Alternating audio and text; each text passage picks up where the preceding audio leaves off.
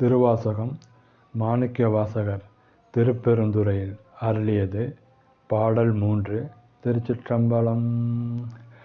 கூவின பூங்குயில் கூவின கோழி குருகுகள் இயம்பின இயம்பின சங்கம் ஓவின தாரகை ஒளி ஒளி உதயத்து ஒருப்படுகின்றது விருப்பொடு நமக்கு தேவனல் செறிகளல் தாளினை காட்டாய் திருப்பெருந்துறை உரை சிவபெருமானே.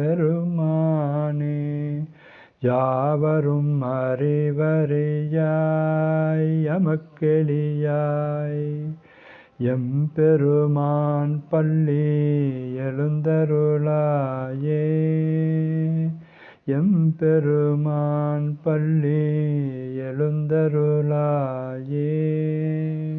திருச்சிற்றம்பலம்.